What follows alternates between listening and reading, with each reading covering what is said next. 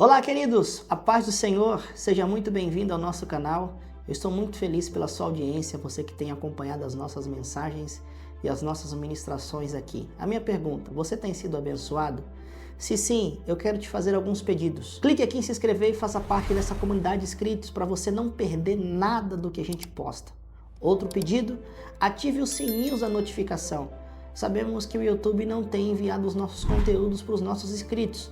Agora, quando você ativa o sininho, automaticamente, quando postarmos alguma mensagem, alguma ministração ou alguma reflexão, você será notificado imediatamente. E o terceiro pedido é, essa mensagem falou com você? Comente aqui qual parte da ministração mais impactou você, qual parte da pregação você mais sentiu a presença de Deus. Por quê? Porque com seus comentários a gente vai recebendo feedback e criando mais conteúdos.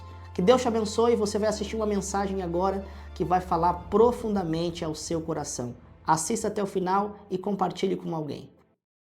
Eu tenho uma palavra de Deus para o seu coração, mas eu gostaria de apresentar aí alguns slides. Está no jeito aí, pessoal da mídia? Pode colocar. Eu quero falar um pouco sobre, rapidinho, antes de entrarmos no texto, sobre esse projeto que nós temos, que é a Jornada a Propósito. Retornamos há um mês de lá, no continente da África, no país da Angola. Há 16 anos eu vou ao continente africano pregar o Evangelho de Cristo, e o Senhor nos deu esse projeto e nós temos o objetivo de ganhar almas para Cristo. Pode passar?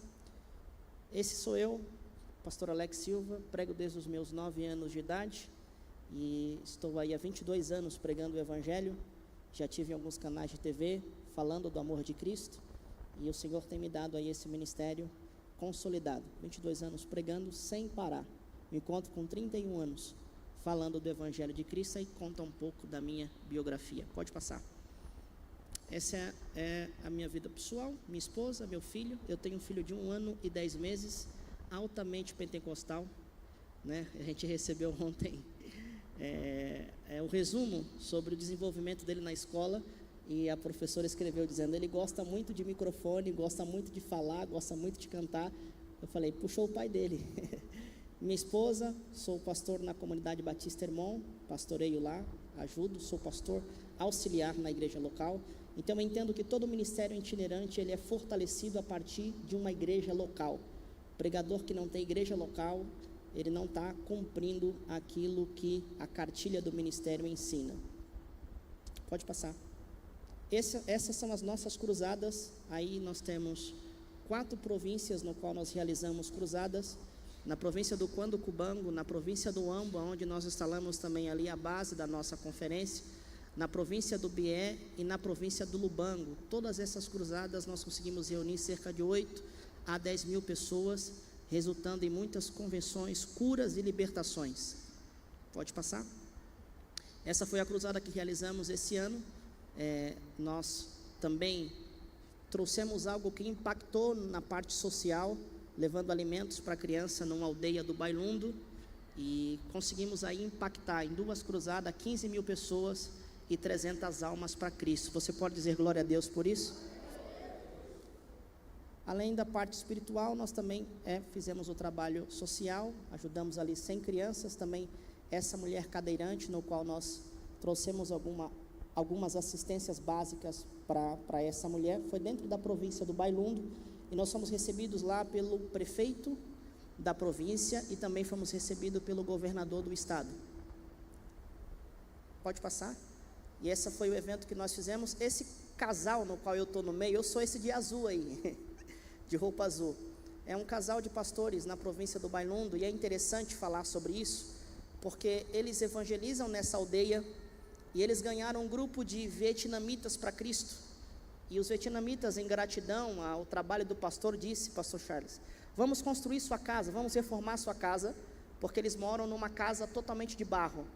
E o pastor disse, não, reforma a igreja. E ali eles instalaram a Assembleia de Deus. Só que esse pastor tem uma visão tão extraordinária, que ele tem um campo atrás da casa dele, no que ele planta arroz para alimentar toda a aldeia. E para o ano que vem, se Deus assim permitir, se Jesus não voltar, nós já estamos movimentando coisas aqui para levar tecnologia, ferramenta, para que ele consiga potencializar essa produção. Eu acho que só tem mais um slide, ou acabou? Então esse é o nosso projeto. Por que você está apresentando isso, pastor? Porque existe uma ferramenta muito poderosa que nos ajuda a avançar. Porque não fazemos missão ou a obra de Deus através dos recursos humanos, mas sim com uma visão que Deus tem nos dado e com uma oração dos irmãos. Orem para que Deus venha nos dar estratégia para que possamos triunfar dentro do campo missionário. Todas as vezes que você for dobrar os seus joelhos, lembre-se de mim, para que Deus venha nos dar sustentabilidade. Amém? Glória a Deus. Muito obrigado, pessoal da mídia. Sessão 10. Vamos ficar de pé? E eu quero dar continuidade à série de mensagens do livro de Salmo. Então vamos lá para o Salmo 73, verso 1. O tema que foi passado foi vencendo os dilemas da dúvida e restaurando a fé. Então nós queremos ministrar sobre isso. E esse salmo traz um diálogo muito poderoso. Salmo 73, verso 1, diz assim: certamente Deus é bom para Israel, para os puros de coração. Quanto a mim, os meus pés quase tropeçaram, por pouco não escorreguei, pois tive inveja dos arrogantes, quando vi a prosperidade desses ímpios. Eles não passam por sofrimento e têm o corpo saudável e forte. Amém? Só até aí. Vamos poder se assentar, por favor. Se o teclado quiser me dar só uma ajudinha de leve aqui, eu te agradeço. Queridos, que interessante esse tema, e que interessante esse diálogo. Esta mensagem é muito poderosa, porque este salmo foi escrito pelo grande músico Asaf, levita, líderes dos levitas no templo e no tempo do rei Davi. Era um homem de uma profunda espiritualidade, de um ministério muito profundo, de uma liderança muito profunda. Mas aqui neste salmo, ele nos revela um dilema interno que ele tem a respeito da sua fé. O Salmo 73, ele é classificado como o salmo de sabedoria e de confiança, estruturando como o testemunho pessoal de Asaf, para trazer um entendimento sobre os dilemas que ele está enfrentando a respeito de sua fé. Aqui, Asaf, ele faz questão de deixar claro que em um determinado momento da sua vida, ele duvidou. Em um determinado momento da sua vida, ele se sentiu fraco. Ele sentiu a sua fé abalada e estremecida. Isso me chama a atenção, por quê? Porque por mais que sejamos altamente espiritual, por mais que tenhamos experiências profundas com Deus, vai chegar alguns momentos na nossa vida em que a nossa fé será provada em algum momento. E esses dilemas, o próprio Deus permite, porque existe crises que nós vivemos na nossa vida, que é um convite do Senhor nosso Deus para irmos um pouco mais fundo. A crise é um convite de Deus para caminharmos um pouco mais profundo com Ele. Deus, Ele permite a crise, porque diante da crise se estabelece dilemas, perguntas, questionamentos, incertezas. E diante de todo esse cenário de crise, de dilemas, de incertezas, Deus também se revela de uma maneira diferente. Lembra-se do profeta Elias, quando enfrentou uma crise existencial E a crise foi tão profunda que ele orou pedindo para morrer. Quem lê a Bíblia sabe que a oração de Elias foi o seguinte: Senhor, toma agora a minha vida, pois eu não sou melhor do que os meus pais. Deus não respondeu a oração de Elias da maneira como ele esperava, mas da maneira como ele precisava. Ele dormiu, e a Bíblia diz que um anjo despertou, e ele olhou na sua cabeceira e tinha pão cozido na brasa e botija de água. Ele comeu, bebeu, tornou-se a deitar, e novamente o anjo o acordou pela segunda vez, e disse: come e bebe, porque muito comprido te será o caminho.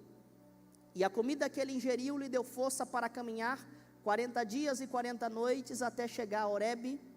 E quando ele chega em Horebe, a Bíblia diz que ele entra ali em uma caverna, e Deus diz: sai da caverna, vai para o alto da montanha. E quando ele vai para o alto da montanha, ele descobre uma manifestação de Deus que o impactou. Veio vento forte, veio fogo, veio terremoto. Elias procurou Deus nesse cenário, mas não o encontrou. E de repente soprou uma brisa suave sobre o rosto de Elias, e Deus estava na brisa. Então Elias, ele tem um contato, ele tem uma experiência com Deus, que só a crise poderia lhe proporcionar. Asaf está dentro desse contexto, um contexto de crise existencial, no que ele apresenta diante de Deus dilemas, e esses dilemas são questionamentos, na intenção de encontrar uma resposta, um motivo, pelo qual aquilo está acontecendo diante dos seus olhos. E aí, Deus permite com que esta crise se manifesta para trazer o grande músico Asaf, o grande líder Asaf, ao nível mais profundo de intimidade. Deixa eu dizer uma coisa para você esta noite, eu gostaria que você pegasse isso com muito carinho. Deus não permite a crise para que você sofra. Deus não permite a crise para que você morra. Deus permite a crise para que você amadureça espiritualmente. Você vai se tornar mais maduro em nome de Jesus. E dentro deste diálogo, eu quero apresentar alguns pontos importantes. O primeiro é o dilema da dúvida. O versículo 2 e o versículo 3, o verso 2 e o verso 3, Asaf diz assim: quanto a mim, os meus pés quase se desviaram, pouco faltou para que eu escorregasse os meus passos, pois eu tinha inveja dos soberbos ao ver a prosperidade dos ímpios. Asaf olha para a prosperidade dos ímpios, para a saúde dos ímpios, verso 4, a aparente paz, verso 5, o orgulho no verso 6, as palavras arrogantes no verso 8 e o verso 9, e ele sente inveja. A expressão aqui, inveja, nos dá a ideia e nos indica um ardor, um ciúme. E essa inveja gera em Asaf uma crise espiritual. E aí cabe uma aplicação muito poderosa. Quantas vezes nós não entendemos o porquê os injustos prosperam, enquanto os justos sofrem? Quantas vezes no momento da sua oração com Deus, você não colocou isso diante do altar dele?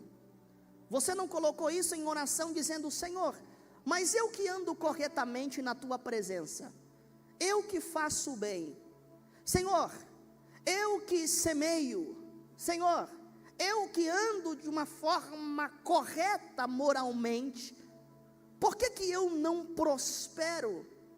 E aquele que é injusto, aquele que anda de forma errada, aquele que adotou comportamentos duvidosos, esses conseguem avançar e prosperar naquilo que eles se propuseram a fazer. Quantas vezes levantamos esses questionamentos no teu ambiente de trabalho, no meio onde você está empreendendo? Às vezes é até o teu vizinho, que você sabe que se comporta de maneira errada, e ele está prosperando, e aí você coloca esse dilema diante de Deus, dizendo: Senhor, eu sou teu filho, eu ando em verdade, Senhor, eu pratico aquilo que é bom, eu pratico as obras de justiça, E por que eu não prospero?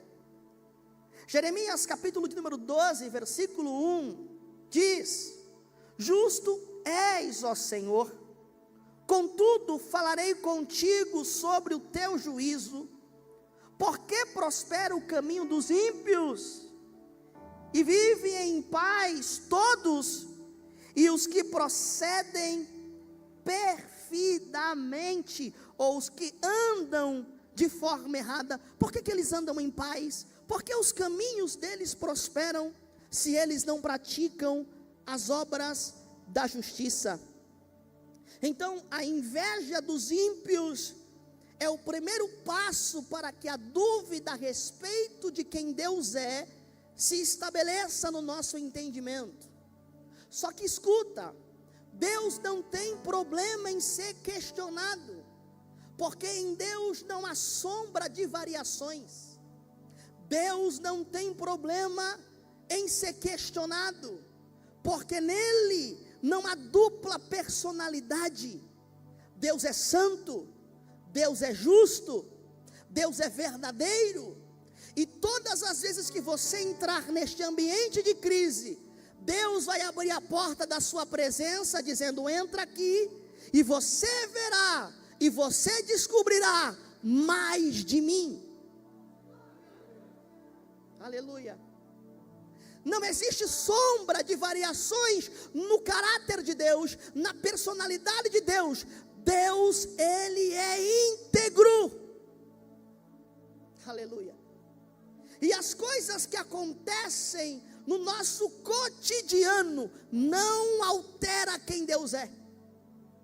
E a crise é Deus dizendo: abre a porta para você saber o quão justo eu sou, o quão santo eu sou, o quão poderoso eu sou, o quão fiel eu sou, o quão verdadeiro eu sou. Aleluia. Então Deus está dizendo: olha, eu não estou me escondendo, pode me questionar, e eu abrirei a porta para você, para que você veja que os teus questionamentos te trouxeram para mim. Porque se falta justiça aí fora, a justiça em mim. Se falta verdade aí fora, a verdade em mim. Aleluia. Se falta amor aí fora, há amor em mim. Se falta luz aí fora, há luz em mim. Pastor, eu ainda não peguei, então vai pegar agora. No momento do teu maior questionamento, no momento da tua maior crise, fuja para dentro de Deus. Aleluia. Segundo ponto, a crise da fé. Verso 13 e 14 diz: na verdade, inutilmente tenho purificado o meu coração e lavado as minhas mãos na inocência, pois todo dia tenho sido afligido e castigado a cada manhã. Asaf dizendo para Deus.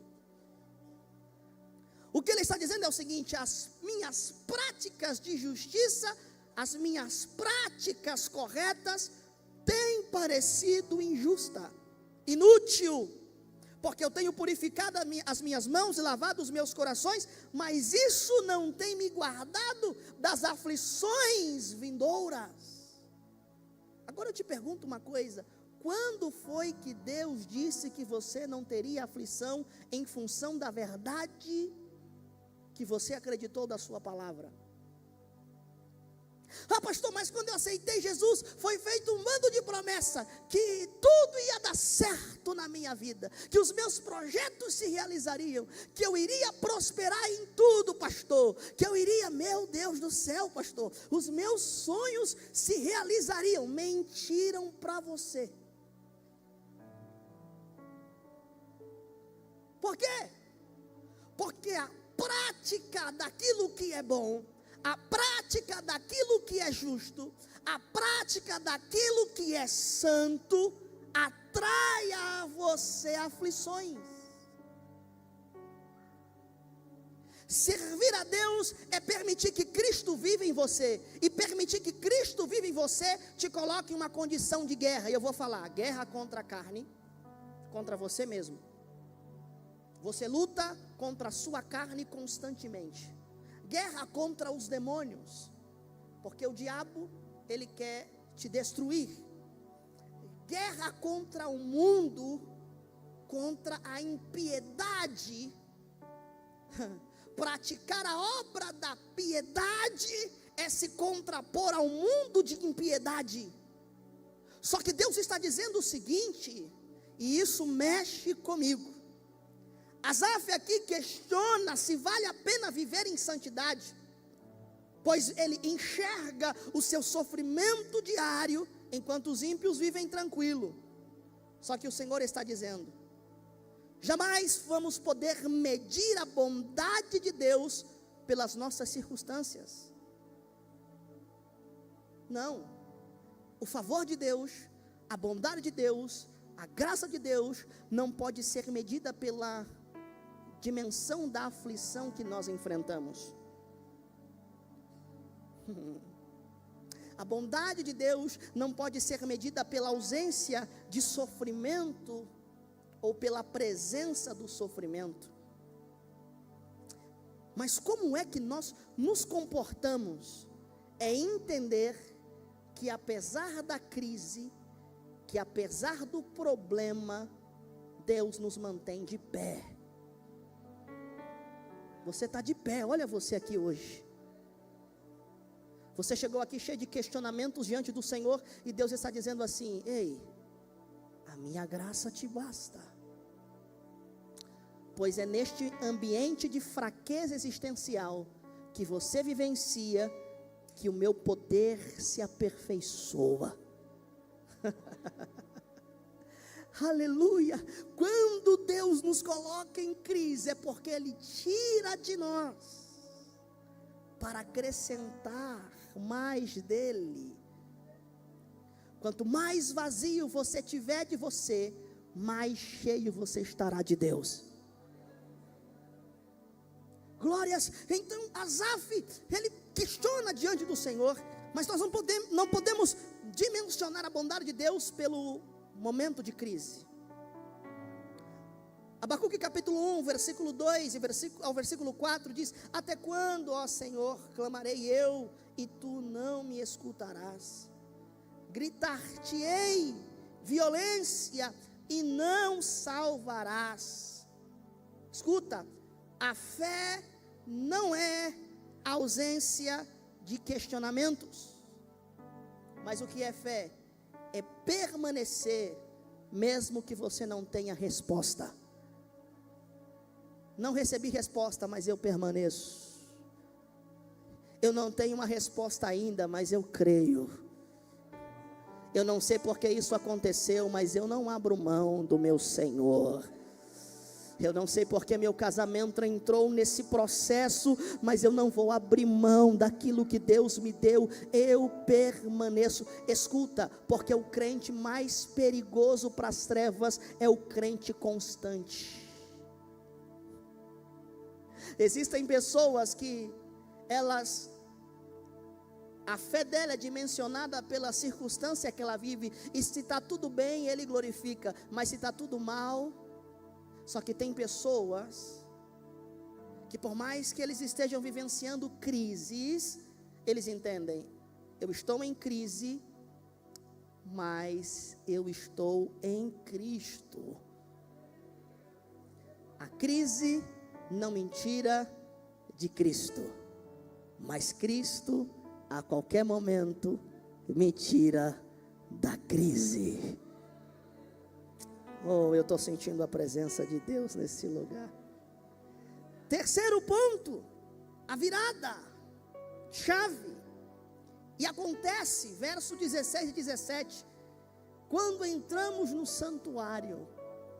Porque ele está fazendo todos esses questionamentos. Por que que o ímpio prospera? Por que que o ímpio tem saúde? Eu estou quase desviando, eu não estou aguentando mais. Parece alguém aqui?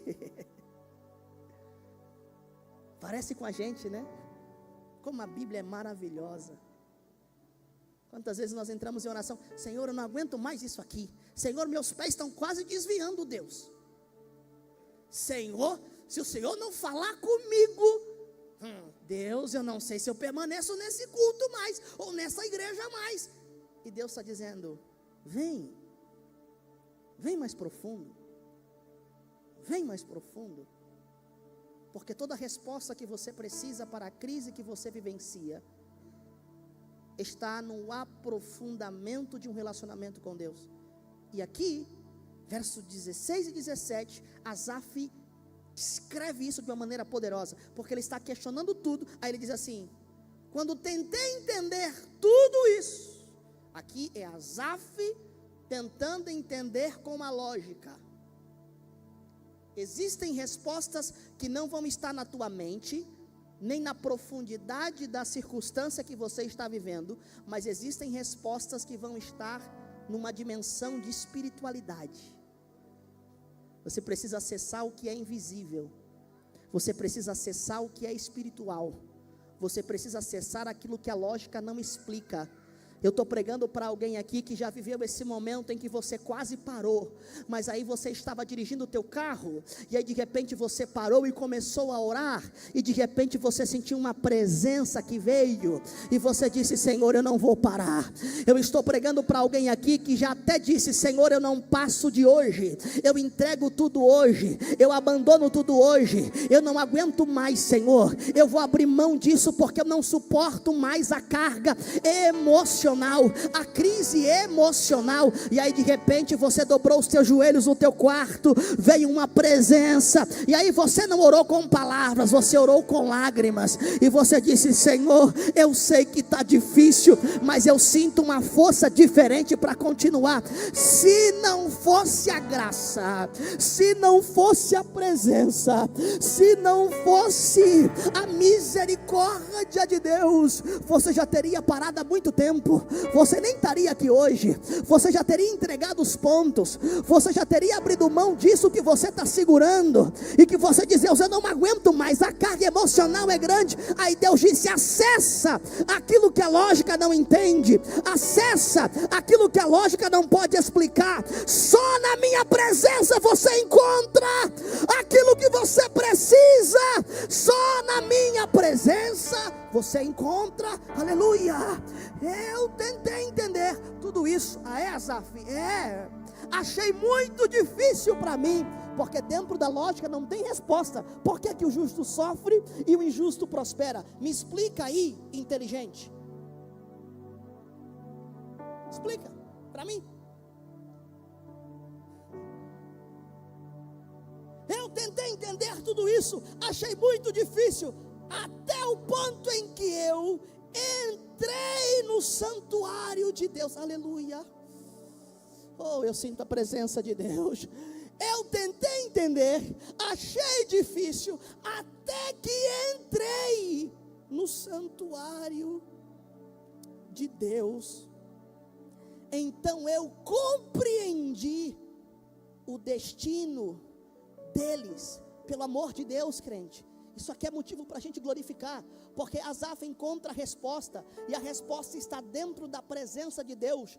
Dentro da presença de Deus nós temos santidade, dentro da presença de Deus nós temos justiça. Então Asaf encontra dentro da presença de Deus a satisfação que ele procurava. Pastor Charles, o injusto encontra satisfação no dinheiro, nos negócios. O injusto encontra satisfação nas coisas triviais da vida, nas coisas passageiras da vida. É nisso que eles se fartam e a alma deles se fartam. O justo não. O justo não se alimenta de injustiça e não se farta, pelo amor de Deus, pega isso aqui, não se farta de dinheiro, de recurso. Aleluia. Isso não é suficiente para alimentar a fome do justo. O que alimenta a fome do justo? a presença de Deus. Eu sinto Deus aqui. Jesus disse: bem-aventurado aqueles que têm fome e sede de justiça. Nós somos esses. E aonde nós encontramos o nosso deleite, aonde nós encontramos o nosso prazer, aonde nós encontramos a nossa satisfação, não é nas nossas formações acadêmicas, não é o quanto de dinheiro que nós temos na conta bancária, não é se a saúde está mal ou se a saúde está bem, não é se temos amigo ou se não temos amigo. Afinal, há um homem que escreveu que tudo isso é vaidade, mas a nossa satisfação e o nosso deleite está na presença de Deus. Pelo amor de Deus, crente, você tem motivo para glorificar, você tem motivo para se alegrar, você tem motivo para se satisfazer, porque você tem algo que o ímpio não tem, você tem algo que o ímpio não pode alcançar, você tem algo que o dinheiro do ímpio não pode comprar, que é a liberdade de acessar a presença de Deus e se satisfazer na presença dEle. Você quer motivo para continuar? Aí o motivo para você continuar, porque se não for a presença de Deus, o maior motivo para você continuar sendo crente, nada vai te segurar na igreja. Se não for a presença de Deus, o maior motivo para você continuar servindo, para você continuar caminhando em justiça, deixa a Bíblia de lado, entrega a carteirinha de membro. Porque você sempre vai viver olhando lá para fora, encontrando satisfação nas coisas lá fora, e se esquecendo que existe algo maior, mais precioso aqui dentro. Quando entrei no santuário de Deus, eu entendi, eu compreendi o destino dos ímpios. A palavra santuário, eu estou terminando, indica um lugar de santidade, só que agora pega a chave. Porque aqui o santuário não só revela, não só mostra um lugar de santidade, mas manifesta um lugar de revelação. Ao entrar na presença de Deus, Asaf teve uma visão diferente das coisas que ele tinha longe da presença. Escuta, fora do santuário de Deus ele enxergava os ímpios prosperando. Dentro da presença de Deus ele enxergou o caminho dos ímpios. E o caminho dos ímpios é um caminho de destruição. Ou seja, somente na presença de Deus a nossa visão é limpa para enxergar a verdade. Quantas pessoas estão caminhando no engano, querido, trocando aquilo que é bom por aquilo que é passageiro. Isso aqui revela algo muito poderoso. E sabe qual é? Nós precisamos ajustar a nossa visão. Porque tem coisas que nós só precisamos mudar o posicionamento da nossa visão. Eu me lembro que quando eu comecei a pregar, tinha 9 anos de idade. Minha mãe doméstica, trabalhando na casa dos outros, não tinha muita condição de poder nos dar roupas. Então eu ganhava muita roupa doada. E eu comecei a pregar e comecei a receber convites. E como minha mãe não tinha condição de comprar um terno, um sapato para mim, eu ia pregar com uma chuteira de futebol velha que restou, uma calça boca de sino rasgada e uma camisa com um furo aqui, que eu ganhei, de doação. Eu me lembro que quando eu chegava às vezes na igreja, os irmãos perguntavam: esse aí que é o pregador, desse jeito, com chuteira no pé. Só que minha mãe sempre dizia para mim: você não é aquilo que você mostra, você é aquilo que Deus te chamou para ser. E todo sonho do pregador iniciante é um dia poder viajar de avião. E eu saí da Bahia para São Paulo, viajando em um ônibus clandestino. Fui pregar numa igreja, o pastor disse: pastor, vou te levar para São Paulo.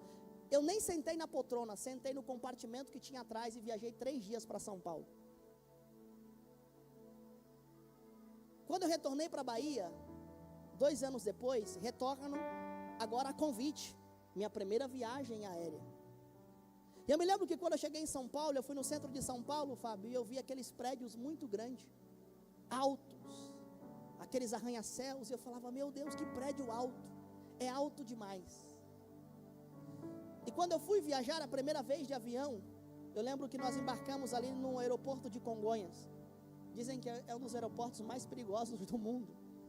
Nós fomos embarcar lá, voo da Gol. E eu me lembro que quando o avião começou a subir, eu estava sentado na janela, porque eu queria ver como é que era a experiência. Da janela eu vi todos aqueles prédios grandes que eu via, pastor, pequenininho.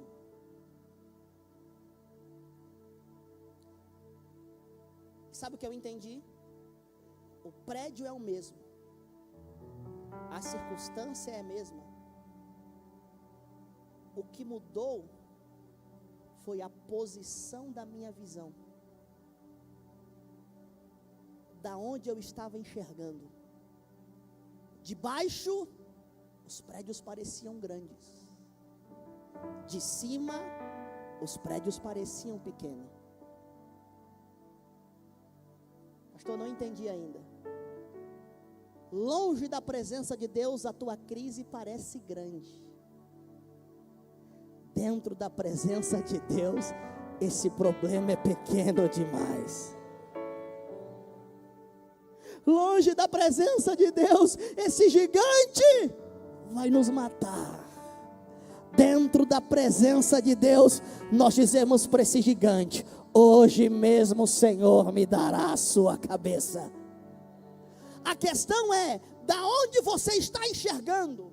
Qual é a tua localização espiritual? Se a tua localização espiritual está fora da presença de Deus, o que o ímpio tem vai gerar inveja no seu coração. Mas, se a sua localização espiritual é dentro do santuário de Deus, dentro da presença de Deus, dentro do lugar de intimidade, quando você enxergar para as coisas dos ímpios, você vai dizer: nada do que eles têm vale o que eu tenho, nada do que eles possuem vale o que eu possuo, mas vale um dia no teu santuário, na tua casa, do que 1000 em outro lugar. Asaf escreve, e ele vai profundo na sua escrita. Ele diz assim: o que eu tenho hoje, eu consigo enxergar, é mais poderoso. Eu tenho uma presença de Deus. O santuário não muda o mundo à sua volta, mas o santuário muda você. O ajuste não está nas coisas aí fora. A sua percepção só está desajustada. Mas na presença de Deus, Deus tira a escama dos olhos e te faz enxergar o que você não enxergava, te faz ver o que você não via, te faz entender o que você não... Alguém aqui que acredita, levante a mão e diga glória a Deus aí, por favor. Termino agora, porque diante de tudo isso, a fé dele é restaurada. Verso 25 ao 26. Olha o que Asaf descreve. Se você não dá glória com isso aqui, meu irmão, precisa ser avivado. A quem tenho eu no céu, senão a ti? E na terra não há quem eu deseje além de ti. A minha carne e o meu coração desfalecem, mas Deus é a fortaleza do meu coração e a minha herança para sempre. Aonde está a herança do crente? Não está nas coisas terrenas. Pelo amor de Deus, queridos, nós estamos vivendo dias aonde nós acreditamos que a nossa herança é terrena. Nunca se ouviu falar de um evangelho tão triunfalista, e o triunfo são nas coisas superficiais, de um evangelho tão materialista que tem tirado o foco do cristão, do alvo verdadeiro. Nós estamos trocando a nossa herança por coisas que não valem nada. Nós estamos trocando aquilo que Cristo conquistou para nós na cruz por coisas tão triviais. Jovens que deixam de servir a Deus porque querem ser aceitos aí fora pelos amigos do mundo. Crentes em Cristo Jesus que abrem mão do seu caráter, porque entram em negócios, entram em situações de corrupção, que quebram o seu princípio, porque querem dinheiro, porque querem resolver os seus questionamentos financeiros. Deus está dizendo: existe uma herança para você, você é herdeiro dos céus. Eu sei que essa mensagem que eu prego hoje, parece que para essa geração não vale muita coisa, mas eu acredito que existem remanescentes aqui essa noite, que o Senhor está dizendo: tira os olhos das coisas da terra, tudo vai passar, e saiba que você tem uma herança. Existe uma herança para você, existe uma herança para você, e a sua herança é o Senhor. Eu não troco nada, nada, pela presença de Deus. Ele passa por dúvida, mas ele encontra o seu deleite em um Senhor. Asaf percebeu que a sua maior riqueza era Deus. E aqui eu termino dizendo que o problema de Asaf não era teológico. O nosso problema não está na nossa teologia, na nossa ortodoxia. O problema de Asaf era devocional. Sabemos muito, mas às vezes praticamos pouco. A nossa ortodoxia é linda, mas a nossa prática falta. Asaf entende de música, Asaf entende de ortodoxia, Asaf entende de ritos, de rituais, de liturgias, mas lhe faltou agora a prática, vida de Deus na vida. Talvez é o que esteja faltando para nós. E o Senhor diz assim: deixa um pouco a teoria e vai para a prática. Vem para a minha presença, vem para o meu santuário. Eu estou te chamando. Esquece tudo, se joga na minha presença, e você vai encontrar respostas para essas crises. Você vai encontrar respostas para esses dilemas, porque na minha presença a tua fé é restaurada, na minha presença a tua fé é avivada. Na minha presença eu renovo as tuas forças espirituais. Tem gente aqui que precisa ser renovado hoje, e o Senhor está dizendo: vem para o meu santuário, porque hoje eu vou te renovar. Vem para a minha presença, porque hoje eu vou te avivar. Você recebe essa palavra? Levante a sua mão e diga glória a Deus.